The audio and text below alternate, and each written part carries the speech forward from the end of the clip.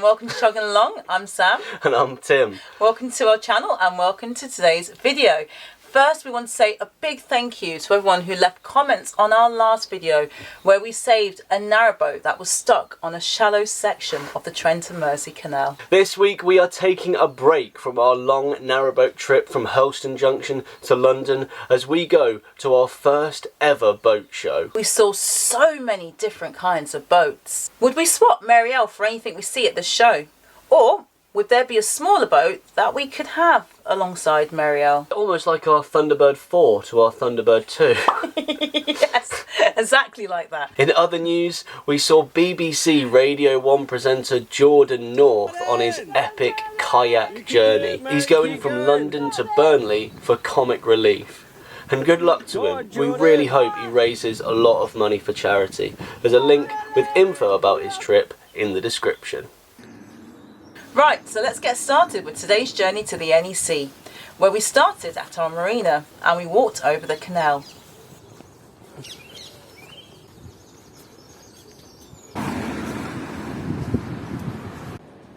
We made it to London Marylebone Station to find out all of the trains have been delayed due to a fallen tree. Luckily, this got sorted out quickly.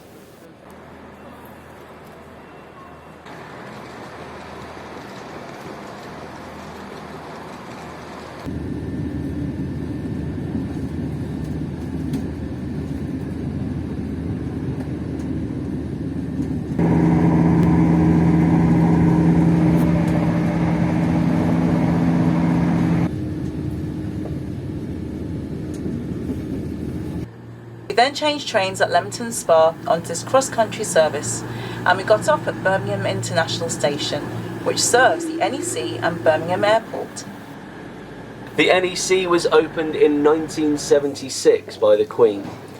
If you live in Britain and have a hobby of some kind, there's a decent chance that you've been to the NEC. As well as BoatLife Live, they also had the Great British Shooting Show on, but we weren't too bothered about that.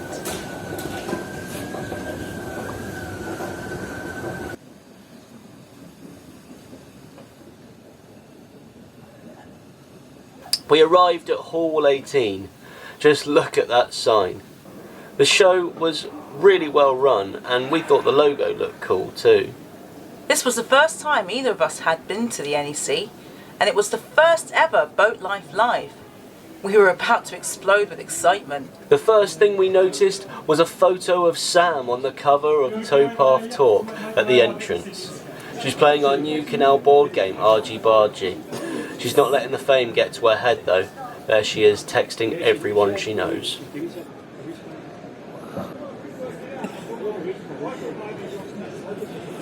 Right away, we were looking at boats.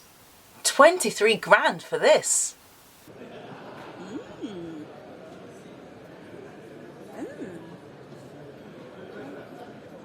There were queues all day to have a look on board this big yacht. We think it might struggle to get under the low bridges on the South Oxford Canal though.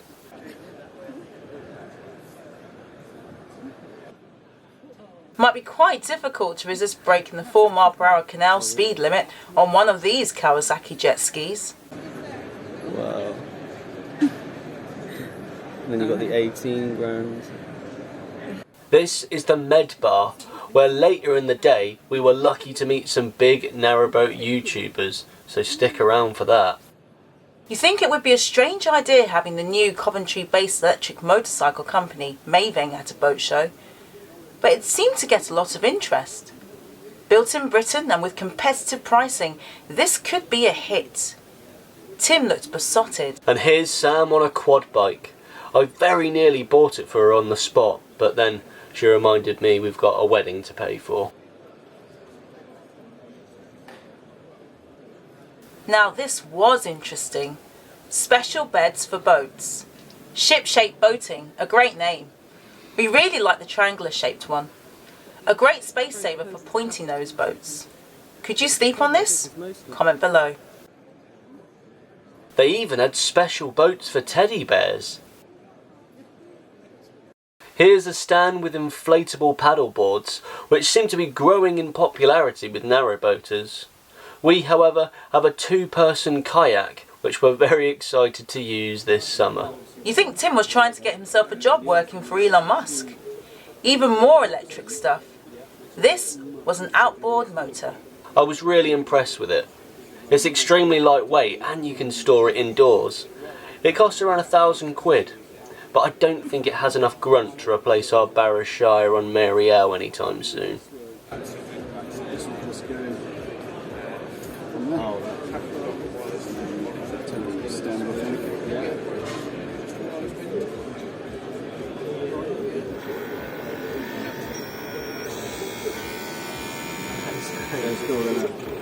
So how long would you say the charge would last if you wanted to use? So about half throttle, 2.5 hours. This boat doesn't even need a propeller, just wind in her sails.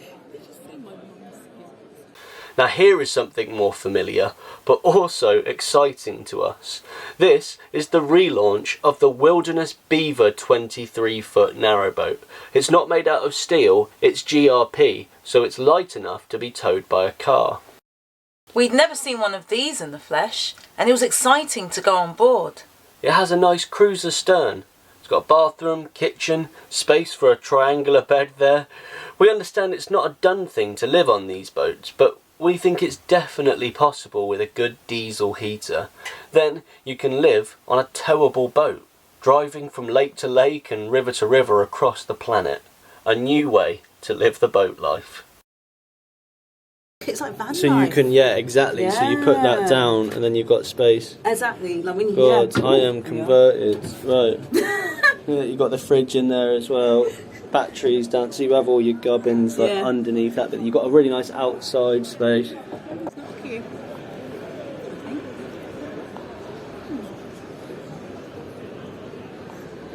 And this was a first for us too, going on a wide beam. This costs £185,000 and it's 70 foot long. People have said it's like going into a flat when you go on a widey, and they really are correct. But honestly, at 70 foot and double the width, with my steering skills, you'd be asking for trouble. And it just feels like an uneconomical use of space. There's a kid's bedroom with bunk beds, a bathroom with his and her sinks, and master bedroom.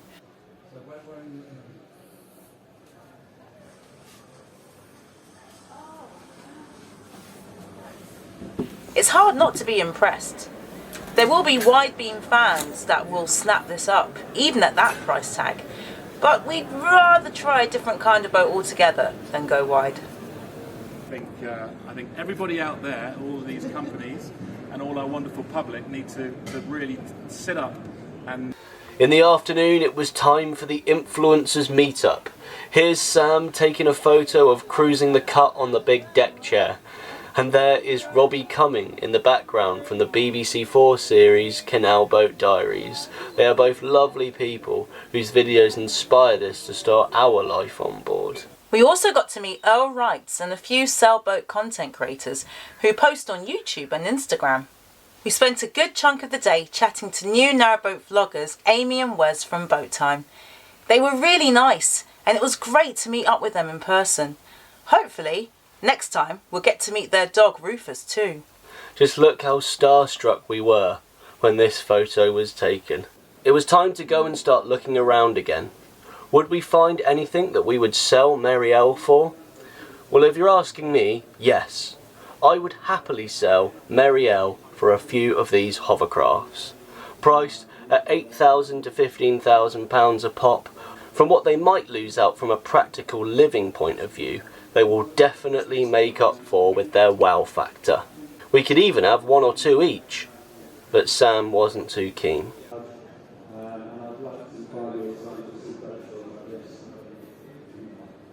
They also had a speaking area where live talks were being held, including one from Bren Alton, who spoke about whitewater kayaking around the world. Here is a floating home for £149,000. It was really exciting to have a look around this. We have seen similar structures to this on the Grand Union Canal on permanent moorings. We loved the balconies out the front and back. This really is more of a house than a boat. Not something we'd live on, but it's something we'd love to see become more popular in this country. So good luck to Bates Wharf who make these. If it's possible to connect an outboard motor to occasionally move them about, we'd choose it over a wide beam. These were the closest boats we saw to Thames Slippers, the boats commonly used to cruise on a summer's evening by those living near the River Thames. You'd be hard pushed to find someone on these boats without a glass of wine in hand, cruising whilst the sun is setting. This festival is called BoatLife Live, but I get the feeling the person who owns one of these won't be living the boat life, but in fact living the mansion life. To finish, here are our favourite 2 boats of the day. Here's the Banks Martin Bewley 30, coming in at £115,000. Oi oi. Oi, oi. There's a hidden bedroom down here. Oh really? I'll go and have a look.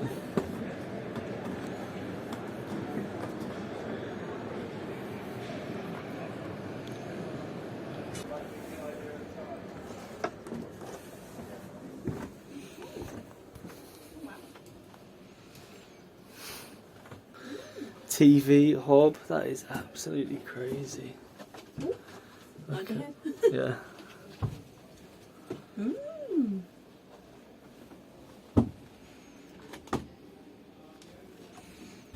Wow.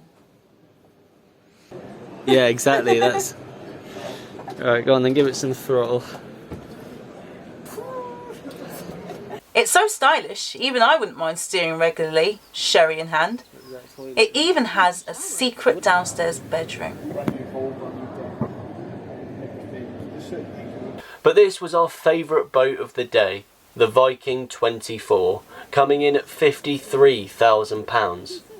It has a really nice comfortable cruising area out the back. It's got a lovely indoor lounge area.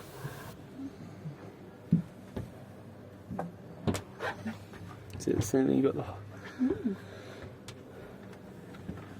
Is that a sleeping cabin there?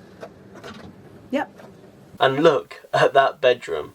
A great use of space. It even has a window. It looks lovely. We're guessing this is more suitable to the seas. If we have any sea boaters watching, do you think this could make it across the English Channel? Could this be a new challenge for chugging along? We definitely got inspired. And just like that, it was time to head back to Marielle. Thank you, BoatLife Live. So that's the end of today's trip to the NEC in Birmingham. And whilst ultimately we didn't see anything that we would immediately go out and purchase, we did keep the details of that Viking 24.